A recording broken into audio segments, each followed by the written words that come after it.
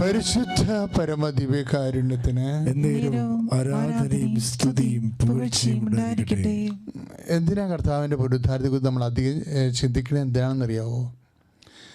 നമ്മളുടെ ഒരു ലാസ്റ്റ് ചാപ്റ്ററാണത്.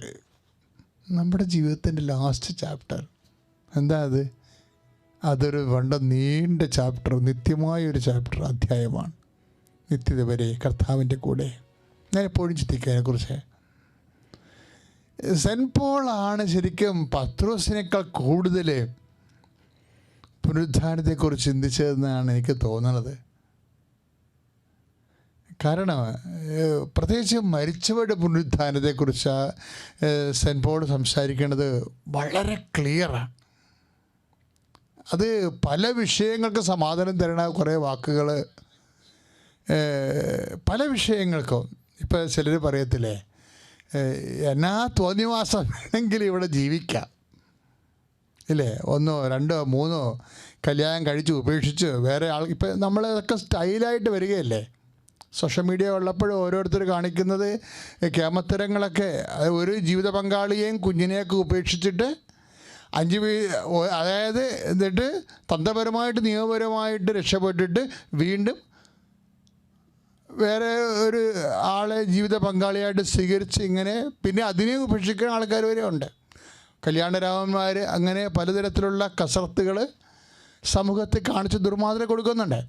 അപ്പോൾ ഇതൊക്കെ കാലാന്തരത്തിൽ ഇങ്ങനെ കുറേ ആൾക്കാരൊക്കെ ചെയ്ത് കഴിയുമ്പോൾ പിന്നെ അതൊരു സമൂഹത്തിൻ്റെ ഒരു സംസ്കാരമായിട്ട് മാറും, മരണ സംസ്കാരമായി മാറും. ആത്മാവിനെ, അതായത് അത് അംഗീകരിക്കപ്പെട്ടു അറിയാതെ. നമ്മളെപ്പോഴും ശ്രദ്ധിക്കേണ്ട ഒരു വിഷയം എന്ന് വെച്ചാൽ ഇതെല്ലാം കടന്നു പോവുകയാണ്. സോപ്പിട്ട് കഴുകിയ പോകുന്ന ഒരു ജീവിക്ക് വേണ്ടിയാണ് ഈ ഭൂമി ഇപ്പോൾ ഒളിച്ചിരിക്കണമെന്ന് ഓർക്കണം. ഇത്രയേ ഉള്ളൂ മനുഷ്യൻ. കൊറോണ ഒരു സുവിശേഷം പോലെ നമ്മളങ്ങ് പഠിപ്പിക്കുകയാണ്. പക്ഷെ നമ്മൾ പഠിക്കണം. കാര്യം ഇതിൻ്റെ അപ്പുറത്തെല്ലാം ഒരു ജീവിതം. ഞാൻ ഈ സമയത്ത് കർത്താവിൻ്റെ വചനം വായിക്കുമ്പോഴേ അവരെ കണ്ടവർ മുഖം തിരിച്ച് കളഞ്ഞെന്നൊരു വചനമുണ്ട്. ഐസയ 53 ഐസയ 53:2. അവൻ ദുഃഖവും വേദനയും നിറഞ്ഞവനായിരുന്നു, അവനെ കണ്ടവർ മുഖം തിരിച്ച് കളഞ്ഞു. ഇതാണ് നമ്മൾ ഈ ഉടമ്പടി ധ്യാനത്തിൽ തന്നെ വീണ്ടും ആ വചനത്തെക്കുറിച്ച് ധ്യാനിക്കും. അവൻ ദുഃഖവും വേദനയും നിറഞ്ഞവനായിരുന്നു, അവനെ കണ്ടവർ. ഐസയ 53:3. അവനെ കണ്ടവർ മുഖം തിരിച്ച് കളഞ്ഞു. അതാണ് കർത്താവിൻ്റെ കാലത്തെ ഒരു സമൂഹം. വേദന, ദുഃഖം എവിടെയെങ്കിലും ഉണ്ടെങ്കിൽ, ആരിലെങ്കിലും ഉണ്ടെങ്കിൽ ഉടനെ ചെയ്യണ പരിപാടി എന്താ? മുഖം തിരിച്ച് കളയുക. മുഖം തിരിച്ച് കളഞ്ഞു. നിസ്സാര കാര്യമല്ലത്. ഈ സമൂഹം തന്നെ അങ്ങനെ ആയിരുന്നു ഒരു കാലത്ത്. എവിടെയെങ്കിലും വേദന ഉണ്ടോ, രോഗമുണ്ടോ, ഉടനെ അത് കാണുന്ന ആൾക്കാർ എന്തു ചെയ്യും? ഉടനെ മുഖം തിരിച്ച് കളയും. അത് ഐസയ കർത്താവിന് 700 കൊല്ലം മുമ്പ് നടന്ന സംഭവം. സഹനദാസനെക്കുറിച്ച് പറയുന്നതാണ്. രക്ഷകൻ്റെ പ്രവചനങ്ങളിൽ ഒന്നാണത്. സഹനദാസൻ, സഫറിംഗ് സർവൻറ്റ്. പക്ഷേ കർത്താവിൻ്റെ കാലത്തോ തന്നെയാണല്ലോ അവസ്ഥ. സമറിയക്കാരൻ എങ്ങനെയാണ് കർത്താവ് സമറിയക്കാരൻ്റെ വേഷമെടുക്കേണ്ടി വരണത്? കാര്യം ജെറുസലേമിൽ നിന്ന് ജെറിക്കോയിലേക്ക് പോകുന്ന മനുഷ്യൻ കൊള്ളക്കാരുടെ കൈകൾ അകപ്പെട്ട് കഴിയുമ്പോൾ നമ്മൾ ലൂക്കാ 10-ാം അധ്യായത്തിൽ വായിക്കണില്ലേ, അവനും പീഡിതനായി വേദനയും ദുഃഖവും നിറഞ്ഞവനായി. അതിനെ കടന്നു പോയ ലേവായന പുരോഹിതനെ കുറിച്ച് പറയണത് എന്താണ്? ഇത് തന്നെയാണ്. പീഡിതനായ വ്യക്തി വേദനയും ദുഃഖവും നിറഞ്ഞവനാണ്. പക്ഷെ അവനെ കണ്ടപ്പോൾ മുഖം തിരിച്ചു പോയി. വേദനയോടും ദുഃഖത്തോടും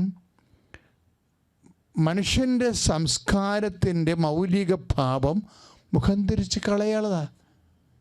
ഈ മുഖത്തെ തിരിച്ചു കൊണ്ടുവന്നത് ആരാണ്? കർത്താവാണ്.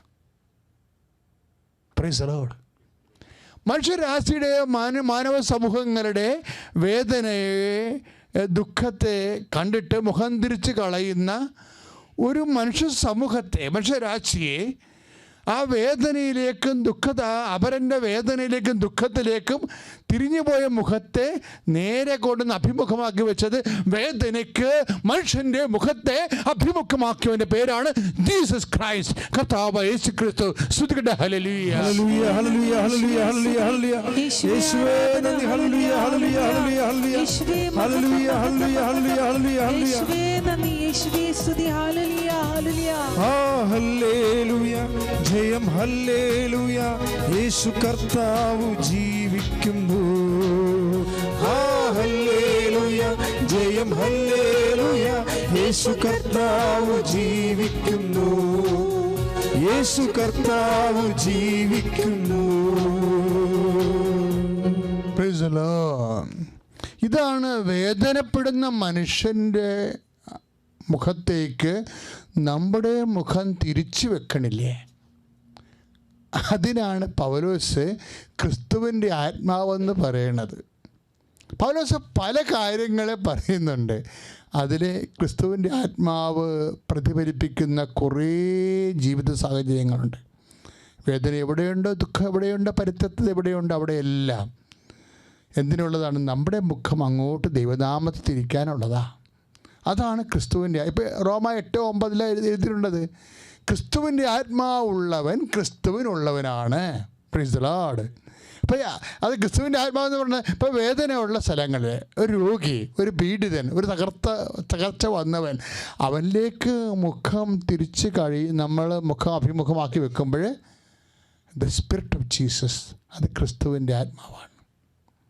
ക്രിസ്തുവിൻ്റെ ആശയങ്ങളെ, മനസ്സിലിരിപ്പിനെ, അതിൻ്റെ പേരാണല്ലോ വചനമെന്ന്. വചനത്തെ ആര് സംസ്വീകരിച്ച് നടപ്പിൽ വരുത്തുന്നുവോ, he's having the spirit of Jesus.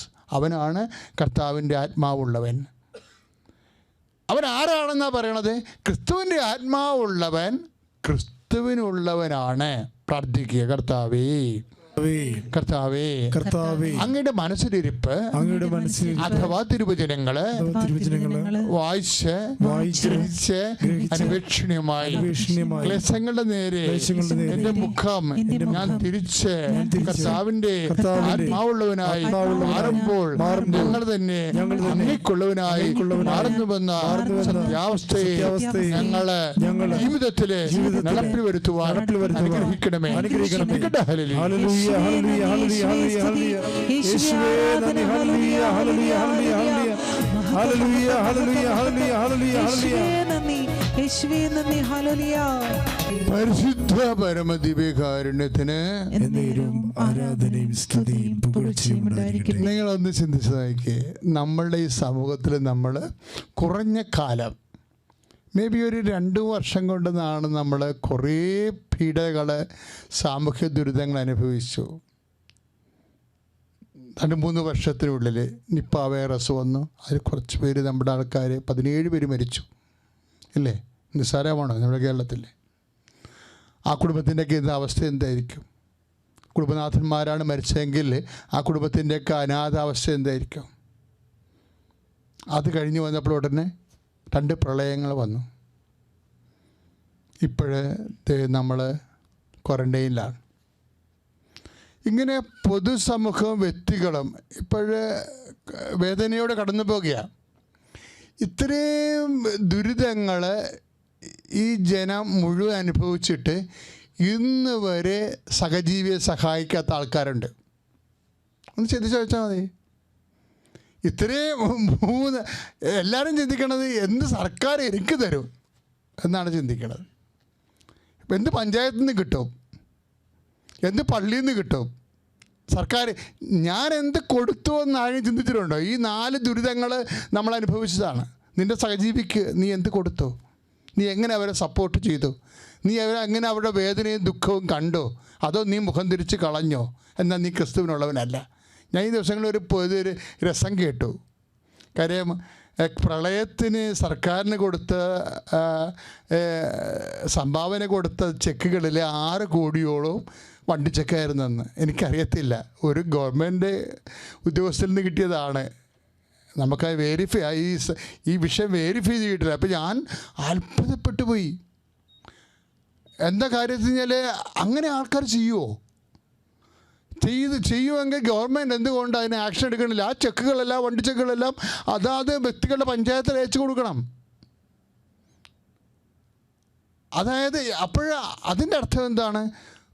ജനങ്ങളുടെ മുമ്പിൽ നല്ല ആളായിട്ട് ചമയുകയും അതേസമയം തന്നെ സമൂഹത്തിനെ പറ്റിക്കുകയും ചെയ്യുക. അർത്ഥ കൈക്ക് ഒപ്പിതക്കാത്ത ആൾക്കാർ. അതായത് ഈ ക്രിസ്തുവിൻ്റെ ചൈതന്യം എങ്ങനെയാണ് നമ്മുടെ പൊതുസമൂഹത്തിൽ പ്രാവർത്തികമാകേണ്ടതെന്ന് നമ്മൾ ധ്യാനിക്കുകയാണ്. അപ്പോൾ നിങ്ങൾ ചോദിക്കും, അച്ഛാ ദുഷ്ടന് ഇങ്ങനെ ഇവിടെ പന പോലെ വളരണുണ്ടല്ലോ എന്ന് പറയും. ഇപ്പം കൊടുത്താലും എന്താ പ്രയോജനം? കൊടുത്തില്ലേലും എന്താ പ്രയോജനം? കർത്താവ് അല്ല അവസാനം എല്ലാവരോടും ക്ഷമിക്കുമ്പോൾ എല്ലാം തീർന്നില്ലേ? ഇങ്ങനെ കുറേ ആൾക്കാർ ധരിച്ചു വച്ചിട്ടുണ്ട്. കാര്യം 5 പെണ്ണ് കെട്ടി താമസിച്ച് 4 വഴിയാധാരമാക്കി കണ്ടവൻ്റെ മുതൽ പിടിച്ചു പറിച്ചു. ഇപ്പം പള്ളി തുറക്കാൻ ആർക്കും ആഗ്രഹമില്ല, ബാർ തുറക്കാൻ ഭയങ്കര സന്തോഷം കാത്തിരിക്കുകയും എവനെയും ക്രിസ്ത്യാനി എന്നാണ് വിളിക്കണത്. ഇതാണ് അവസ്ഥ. കർത്താവ് എന്നാണ് ഈ ദേവാലയം തുറന്ന് കിട്ടുക എന്ന് വിചാരിക്കുന്ന വ്യക്തികളുടെ എണ്ണമാണോ, കർത്താവ് എന്നാണ് ഈ ബാറൊന്ന് തുറന്ന് കിട്ടുക എന്ന് ആഗ്രഹിക്കുന്നവരുടെ എണ്ണമാണോ കൂടുതലെന്ന് ചോദിച്ചു കഴിഞ്ഞാൽ ഈ ബാറ് തുറക്കാൻ മാത്രം ആഗ്രഹിക്കുന്ന ആൾക്കാരും ഉണ്ട്. അപ്പോൾ നിങ്ങൾ ചോദിക്കും, അതിനെന്താ അച്ഛനെന്താ? ഇതെല്ലാം അവസാനം ഇവിടെ തോന്നിവാസനമായിട്ട് ജീവിക്കണവനും എങ്ങനെയെങ്കിലും കുടുംബം തേച്ച് കഴുകി ജീവിക്കണവനും അവസാനം കുടുംബമേ എന്നും പറഞ്ഞ് സമൂഹമേ എന്ന് പറഞ്ഞ് ജീവിക്കുന്നവനും അവസാനം കർത്താവ് ക്ഷമിക്കുമ്പോൾ എല്ലാം ഒരുപോലെ ആകല്ലേ. പിന്നെ നമ്മൾ നന്മ ചെയ്തിട്ട് എന്നാ കാര്യം? അങ്ങനെ ഡിസ്കറേജിലാകുന്ന ആൾക്കാരും ഉണ്ട്. അങ്ങനെ നന്മ ചെയ്തിട്ട് അധൈര്യപ്പെടുന്നവരെക്കുറിച്ച് അവരുടെ ധൈര്യത്തിന് വേണ്ടിയാണ് ഈ സുവിശേഷ പ്രഭാഷണം വരാൻ പോകുന്നത്. അടുത്ത വചനങ്ങളിലേക്ക് പോകുന്ന മുമ്പ് നമുക്ക് സ്തുതിക്കാം. യേശുവേ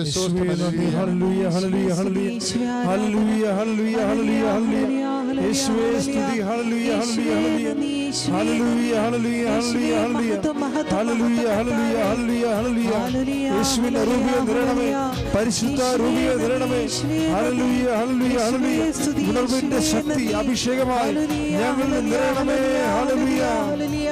പരിശുദ്ധ അമ്മയ്ക്കും തിരുക്കുമാരനും 1000 നന്ദി. എൻ്റെ പേര് മീനു ബെന്നി. ഞാൻ വരുന്നത് മുണ്ടാങ്കിൽ ഇടവക പാലായിൽ നിന്നാണ്. ഞാനിവിടെ ആദ്യമായിട്ട് ഉടമ്പടി എടുത്തത് 16-ാം തീയതി ഓഗസ്റ്റ് 2023 പക്ഷേ ഞാനൊരു 6 വർഷമായിട്ട് ഇവിടെ കൃപാസനത്തിൽ വന്നുകൊണ്ടിരിക്കുന്ന ഒരു വ്യക്തിയാണ്. സോ ആദ്യം തന്നെ ഞാനിവിടെ മാതാവിനോട് ക്ഷമ ചോദിക്കുന്നു. കാരണം ഇത്രയും താമസമെടുത്തതിന് ഞാൻ ഈ സാക്ഷ്യം പറയാനായിട്ട്. പക്ഷേ ആദ്യം തന്നെ എനിക്ക് പറയേണ്ട ഒരു അനുഗ്രഹം മാതാവ് എനിക്ക് തന്നത് എൻ്റെ ന്യൂസിലൻഡ് റെസിഡൻസിയാണ്. ഞാനിവിടുന്ന് ന്യൂസിലൻഡിലെ നേഴ്സായിട്ട് ഇപ്പം ജോലി ചെയ്യാണ്. ഒരു 2.5 വർഷമായി. എനിക്കപ്പം റെസിഡൻസി കിട്ടാനായിട്ട് OETയോ അല്ലെങ്കിൽ IELTSO നമ്മൾ എഴുതണം. അപ്പോൾ അതിൻ്റെ സ്കോറ് ഞാൻ ഓൾറെഡി നേരത്തെ എഴുതിയതിൻ്റെ എക്സ്പയറി കഴിഞ്ഞു പോയിരുന്നു. അങ്ങനെ ഞാൻ 2024 OET എഴുതി. അതിൽ ഒരു മൊഡ്യൂള് 10 മാർക്കിന് എനിക്ക് കിട്ടിയില്ല. അങ്ങനെ വന്നപ്പോൾ എനിക്ക് റെസിഡൻസിക്ക് അപ്ലൈ ചെയ്യാൻ പറ്റിയില്ല. പക്ഷേ എനിക്ക് ഭയങ്കര വാശിയായിരുന്നു. ഞാൻ ഇനി എക്സാം എഴുതില്ല, എന്ത് വന്നാലും ഞാൻ ഇനി എക്സാം എഴുതില്ല. പക്ഷേ എനിക്ക് മാതാവ് എങ്ങനെയാണെന്ന് വെച്ചാൽ റെസിഡൻസി തന്നോണം, നീയാണ് എന്നെ ഇവിടെ കൊണ്ടുവന്നത്, ഇല്ലെന്നുണ്ടെങ്കിൽ ഞാൻ ഈ ജോലി ഇവിടെ നിർത്തിയിട്ട് ഞാൻ 1 വർഷം കഴിയുമ്പോൾ തിരിച്ച് നാട്ടിലോട്ട് പോകും എന്ന് മാത്രമാണ് ഞാൻ പറഞ്ഞുകൊണ്ടിരുന്നത്. പക്ഷേ എൻ്റെ അമ്മ എന്നോട് ഇടയ്ക്ക് എപ്പോഴും പറയും, ഒന്നും കൂടി ഒരു ഡേറ്റ് എടുക്കുക, നീ പ്രാർത്ഥിച്ചിട്ട് ഒന്നുകൂടെ പോയി എഴുതുക. ഞാൻ പറഞ്ഞു ഇല്ല, ഞാൻ പ്രാർത്ഥിക്കുന്നുണ്ട്, മാതാവ് എനിക്ക് തരുമെങ്കിൽ തരും, ഞാൻ അതിൽ വിശ്വസിക്കുന്നു. ഞാൻ അവിടെ വാശി പിടിച്ചു മാതാവിനോട്, ശരിക്കും വഴക്കിടുന്ന പോലെ തന്നെ ഞാൻ വാശി പിടിച്ചു. എനിക്കറിയില്ല, ഞാൻ എഴുതിയത് ഏപ്രിൽ മാസം, എനിക്ക് 2 മാസം കഴിഞ്ഞപ്പോൾ ന്യൂസിലൻഡ് ഗവൺമെൻറ്റിൽ പുതിയൊരു ചേഞ്ചസ് വന്നു. C+ അക്സെപ്റ്റ് ചെയ്യും റെസിഡൻസിക്കായിട്ട്. സോ ഞാനത് ഞാൻ ചോദിച്ചൊരു കാര്യമായിട്ട് അത് സാധിച്ചു തന്നതായിട്ട് ഞാൻ വിശ്വസിക്കുന്നു. അതിൻ്റെ ഭാഗമായി എനിക്ക് ഓഗസ്റ്റ് 16 റെസിഡൻസിക്ക് അപ്ലൈ ചെയ്യാൻ പറ്റി. ആൻഡ് എനിക്ക് റെസിഡൻസി കിട്ടുകയും ചെയ്തു. ഇപ്പം ഒരു 1 ഇയറോടും കഴിഞ്ഞ് അത് പെർമനൻറ്റ് റെസിഡൻസ് ആവും. അതാണ് എൻ്റെ ഒന്നാമത്തെ അനുഗ്രഹം എനിക്ക് മാതാവ് തന്നത്. പിന്നെ രണ്ടാമത്തെ അനുഗ്രഹം എന്ന് പറയുന്നത് എനിക്കൊരു വീടായിരുന്നു. ഞങ്ങൾ താമസിച്ചുകൊണ്ടിരിക്കുന്നത് തറവാട്ടിലാണ്. പക്ഷേ എനിക്കെൻ്റെ ചെറുപ്പകാലം തൊട്ടുള്ളൊരു വലിയ ആഗ്രഹമായിരുന്നു എനിക്ക് സ്വന്തമായിട്ടൊരു വീട്, എൻ്റെക്കും എൻ്റെ അമ്മയ്ക്കും. ഞങ്ങളുടെ 2 പേരുടെയും തുല്യമായൊരു സ്വപ്നമായിരുന്നു അത്. അപ്പം ജോലി എല്ലാവരും നോക്കുമ്പോൾ എനിക്ക് ന്യൂസിലൻഡിൽ ജോലിയാണ്, കാശുണ്ടാകും എന്നൊരിതുണ്ടായിരുന്നു. പക്ഷേ എൻ്റെ ജോലി കൊണ്ട് മാത്രം നമുക്കൊരു വീട് പണിതെടുക്കാൻ ഭയങ്കര ബുദ്ധിമുട്ടാണ്. അപ്പോൾ അങ്ങനെ വന്നപ്പം ലോണിന് വേണ്ടി നമ്മൾ ബാങ്കിൽ പോയി.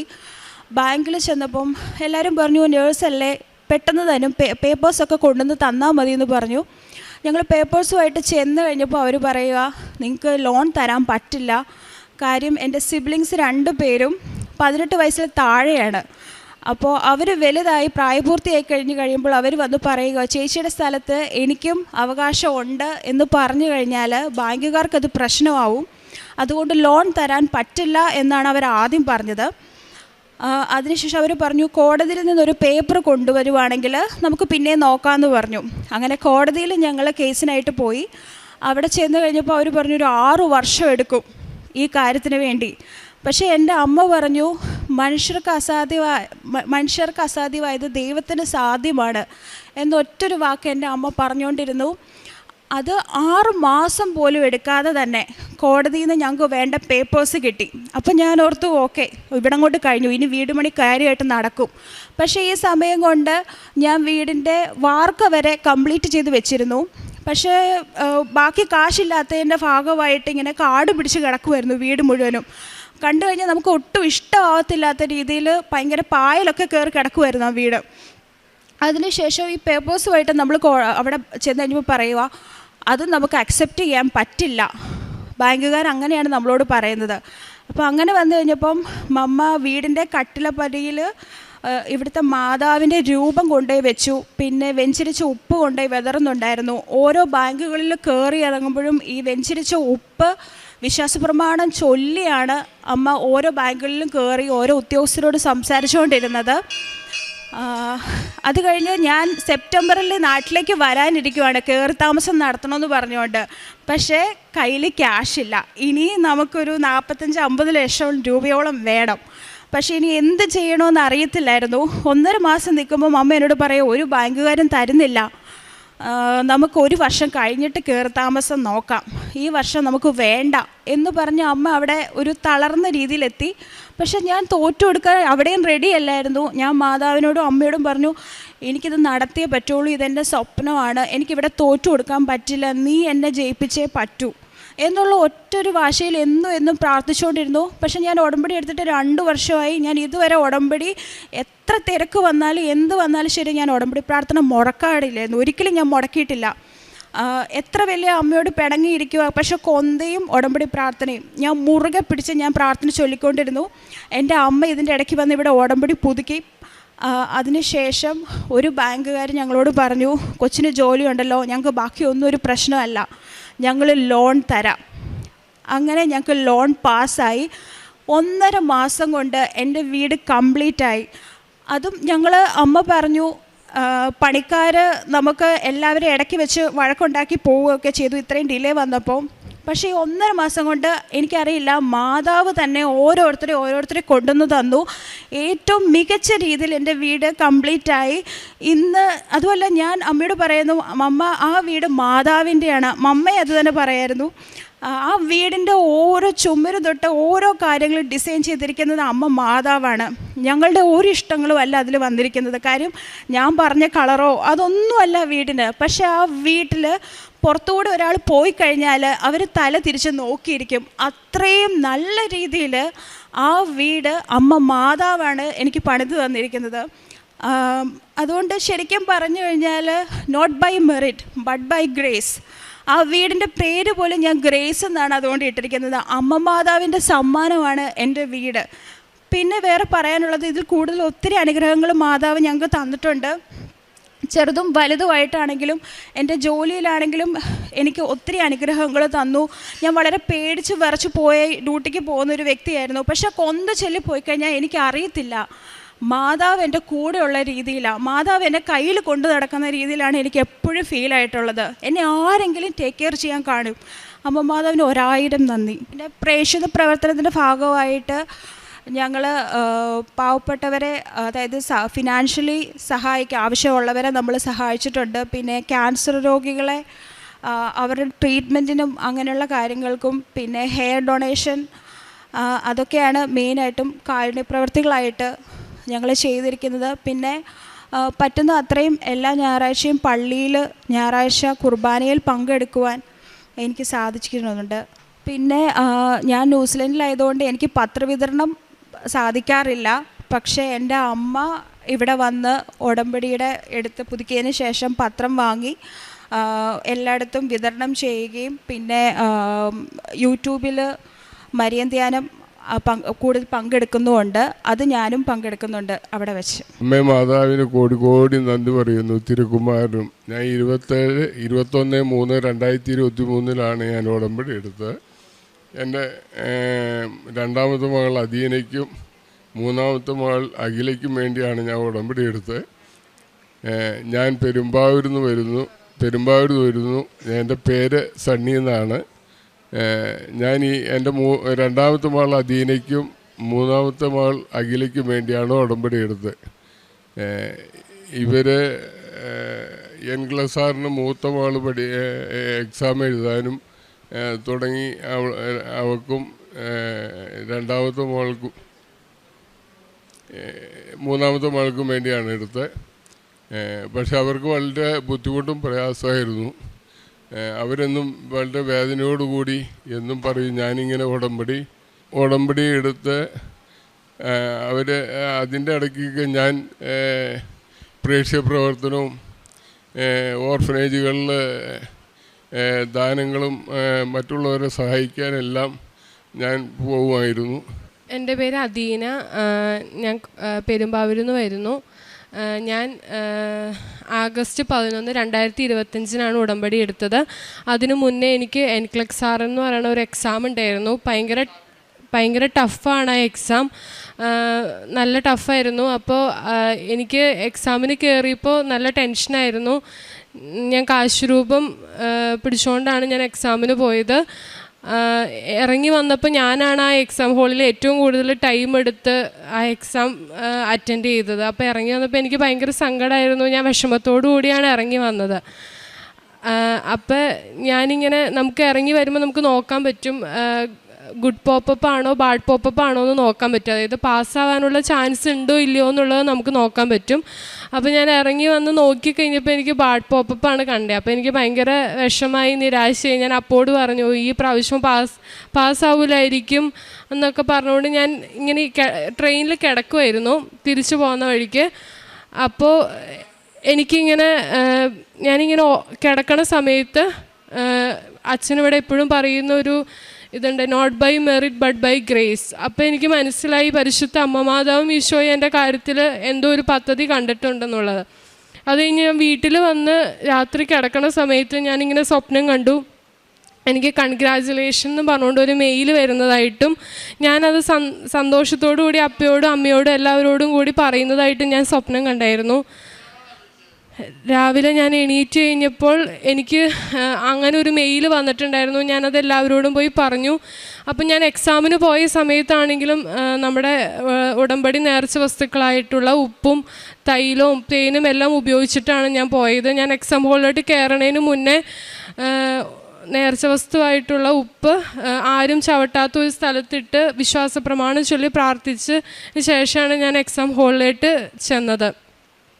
പിന്നെ രണ്ടാമത്തെ അങ്ങനെ എനിക്ക് എക്സാം പാസ്സാകാനായിട്ട് പരിശുദ്ധ അമ്മ മാതാവും ഈശോയും അനുഗ്രഹിച്ചു. രണ്ടാമത്തെ സാക്ഷ്യം, എനിക്ക് ഹസ്ബൻഡിൻ്റെ അടുത്തേക്ക് പോകാനായിട്ട് പേപ്പർ വർക്കിന് കുറച്ച് തടസ്സങ്ങളുണ്ടായിരുന്നു. അപ്പോൾ ആ തടസ്സങ്ങൾ വന്ന സമയത്ത് അപ്പോൾ ഓൾറെഡി ഉടമ്പടി നിയോഗത്തിൽ വെച്ചിട്ടുണ്ടായിരുന്നു. അപ്പോൾ ഞങ്ങളെക്കാളും മുന്നേ പേപ്പർ വർക്ക് സ്റ്റാർട്ട് ചെയ്ത ആൾക്കാരുടെ പേപ്പർ വർക്ക് ഇപ്പോഴും ഡിലേയിൽ നിൽക്കുവാണ്. പക്ഷേ സമയത്തിന് മേൽ അധികാരമുള്ള പരിശുദ്ധ അമ്മ മാതാവ് അത് സമയ ചുരുക്കത്തിൻ്റെ മേൽ ആ ഒരു അഭിഷേകത്തോടു കൂടി സമയ ചുരുക്കത്തിൽ എൻ്റെ പേപ്പർ വർക്ക് എല്ലാം വളരെ ഭംഗിയായിട്ട് നടത്തി തന്നതിനെ ഓർത്ത് പരിശുദ്ധ അമ്മ മാതാവ് വഴി ഈശോയോട് നന്ദി പറയുന്നു. ഇൻ്റർവ്യൂവിനും ഒക്കെ പോയപ്പോഴാണെങ്കിലും ഞാൻ ഉടമ്പടി നേർച്ച വസ്തുക്കളായിട്ടുള്ള ഉപ്പും തൈലും എല്ലാം ഉപയോഗിച്ചിട്ടാണ് പോയത്. അങ്ങനെ അതെല്ലാം ഭംഗിയായിട്ട് നടന്നു. എനിക്ക് വിസ കിട്ടി. ഞാൻ 21-ാം തീയതി പോവാണ്. അമേരിക്കയ്ക്കാണ് പോകുന്നത്. ഈ 21-ാം തീയതിയാണ് ഞാൻ പോകുന്നത്. അപ്പോൾ അതെല്ലാം അമ്മ മാതാവ് അനുഗ്രഹിച്ച് തന്നതിനെ ഓർത്ത് പരിശുദ്ധ അമ്മ മാതാവ് വഴി ഈശോയ്ക്ക് കോടാനുകോടി നന്ദി പറയുന്നു. പിന്നെ പ്രേക്ഷിത പ്രവർത്തനമായിട്ട് ഞാൻ ചെയ്തുകൊണ്ടിരുന്നത്, ഞാൻ പാവങ്ങൾക്ക് പൊതിച്ചോറ് കൊടുക്കുമായിരുന്നു. പിന്നെ എല്ലാ 2 ആഴ്ച കൂടുമ്പോഴും കുമ്പസാരിച്ച് കുർബാന അനുഭവിക്കുമായിരുന്നു. പിന്നെ അരമണിക്കൂർ ബൈബിൾ വായിക്കുമായിരുന്നു. പിന്നെ മറ്റുള്ളവരോടൊക്കെ എൻ്റെ സാക്ഷ്യങ്ങൾ പറഞ്ഞ് അവരുടെ അടുത്ത് ഉടമ്പടി എടുക്കാനായിട്ട് പറഞ്ഞിട്ടുണ്ട്. അങ്ങനെ 2-3 പേര് വന്ന് ഉടമ്പടി എടുത്തിട്ടുണ്ട്. പ്രേക്ഷിത പ്രവർത്തനമായിട്ട് പത്രം കൊടുക്കുമായിരുന്നു. മറ്റുള്ളവരിങ്ങനെ വേണ്ടെന്നൊക്കെ പറഞ്ഞ് മുഖം ചുളിക്കുമ്പോഴും യാതൊരു തരത്തിലുള്ള കൂസലും കൂടാതെ പിന്നെയും ഒരു അതെല്ലാം സഹിച്ചുകൊണ്ട് എല്ലായിടത്തും പോയി പത്രമൊക്കെ കൊടുത്തിട്ടുണ്ട്. ഞാൻ അനീത്തിയുടെ കൊടുക്കാം. എൻ്റെ പേര് അഖില. ഞാൻ വരുന്നത് പെരുമ്പാവൂർ. എനിക്ക് വേണ്ടി നിയോഗം വെച്ചത് അപ്പയായിരുന്നു. ഞാൻ നഴ്സിങ്ങിന് പഠിക്കുമ്പോൾ 4th ഇയറിൽ എക്സാമിന് എനിക്ക് ഭയങ്കര ടഫായിരുന്നു. അപ്പയായിരുന്നു എനിക്ക് വേണ്ടിയിട്ട് ഉടമ്പടി വെച്ചത്. 4th ഇയറിൽ എക്സാം എഴുതുന്ന സമയത്ത് ഭയങ്കര ടഫായിരുന്നു. വിചാരിച്ച സപ്ലി ആയിരിക്കുമെന്നാണ്. എക്സാമിന് പോകുന്നതിന് മുമ്പ് തൈലവും പ്രാർത്ഥിച്ചിട്ട് അമ്മ മാതാവിൻ്റെ അടുത്ത് പ്രാർത്ഥിച്ചിട്ടൊക്കെ ആയിരുന്നു പോകുന്നത്. എക്സാമിന് കയറുമ്പോഴും കാശുരൂപം കൈ വെച്ചിട്ടൊക്കെ ആയിരുന്നു പ്രാർത്ഥിച്ചത്. എക്സാമിൻ്റെ റിസൾട്ട് വന്നു. ജസ്റ്റ് പാസ്സാവാൻ വേണ്ടിയിട്ട് മാത്രം പ്രാർത്ഥിച്ചത്. അമ്മ മാതാവ് ഫസ്റ്റ് ക്ലാസ്സോടെ ജയിപ്പിച്ചു. ഈശോയ്ക്കും അമ്മയ്ക്കും നന്ദി പറയുന്നു. ആത്മീയ ജീവിതം എന്ന് പറഞ്ഞു കഴിഞ്ഞാൽ ഞാൻ എല്ലാ ഞായറാഴ്ചയും മുടങ്ങാതെ പള്ളിയിൽ പോവും. പള്ളിയുടെ എല്ലാ കാര്യങ്ങൾക്കും മുൻപന്തിയിൽ നിൽക്കും. പിന്നെ പ്രേക്ഷിത പ്രവർത്തനം സാധുക്കൾക്ക് ഭക്ഷണം കൊടുക്കും. പിന്നെ രോഗികളുടെ സന്ദർശനം നടത്താറുണ്ട്.